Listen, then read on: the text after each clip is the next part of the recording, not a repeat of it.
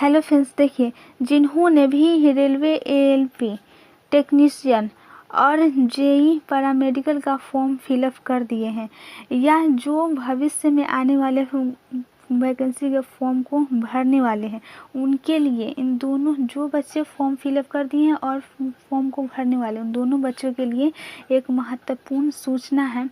उन दोनों बच्चों को एक कार्य करना होगा।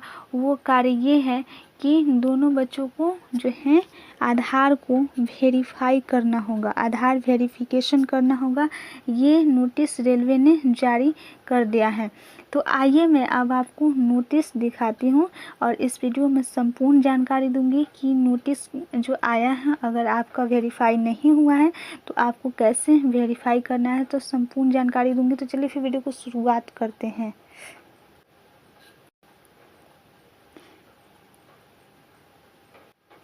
तो देखिए फ्रेंड्स, मैंने नोटिस को जारी डाउनलोड कर लिया है। वो है भारत सरकार रेल मंत्रालय रेलवे भर्ती बोर्ड महत्वपूर्ण सूचना। अब ध्यान से देखिएगा वीडियो। आधार सत्यापन के संबंध में 2024 में जारी होने वाले केंद्रीय कृत रोजगार सूचना CEN, देखिए रेलवे का जो होता है ना उसको CEN उसमें लिखा जाता है। इसका मतलब होता है केंद्रीय कृत रोजगार सूचना के आवेदक उम्मीदवार ध्यान दें। अब ध्यान से सुनिएगा क्या क्या कहा गया है। कहा गया है फर्स्ट नंबर पॉइंट कि आवेदकों या उम्मीदवारों को सलाह दी जाती है कि रेलवे भर्ती बोर्ड RRB द्वारा जारी विभिन्न केंद्रीकृत रोजगार सूचना CEN के लिए आवेदन करते समय अपनी पहचान आधार सत्यापन के माध्यम से प्रमाणित करें। ठीक है, आधार सत्यापन के माध्यम से आपको प्रमाणित करना है। आधार सत्यापन के मोड के माध्यम से RRB आवेदन प्रस्तुत करने से आवेदकों के लिए परीक्षा केंद्र में प्रवेश जो है आसान हो जाएगा और परीक्षा के बाद की प्रक्रिया भी सरल हो जाएगी। देखिए जब भी परीक्षा देते हैं तो उसमें क्या होता है, जब आप आधार को वेरीफाई कर लीजिएगा तो जब आप एग्ज़ाम देने जाइएगा तो उसमें जो होता है आपका जो चेक होता है सब चीज़ वेरीफाई हो जाएगा। तो आपका जो परीक्षा क्या हो जाएगा, सरल हो जाएगा, आसान हो जाएगा, तो कहीं कोई दिक्कत नहीं होगी। ठीक है ना।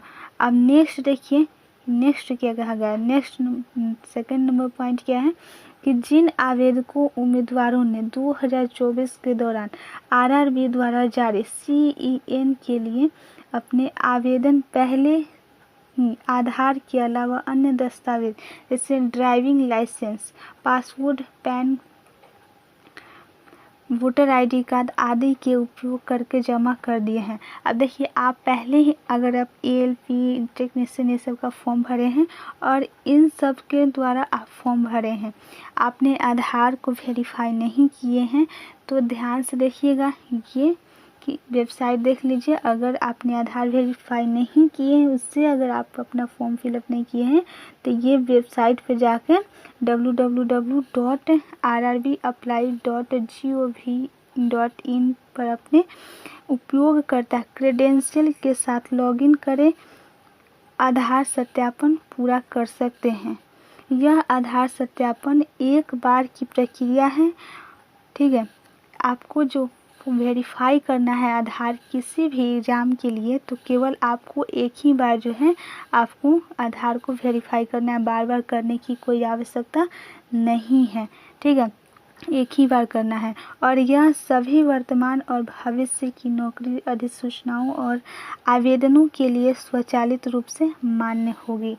ये कहा जा रहा है कि आपको बार बार करने की कोई ज़रूरत नहीं है, आप एक बार कर दीजिए अगर आपने नहीं किए हैं तो।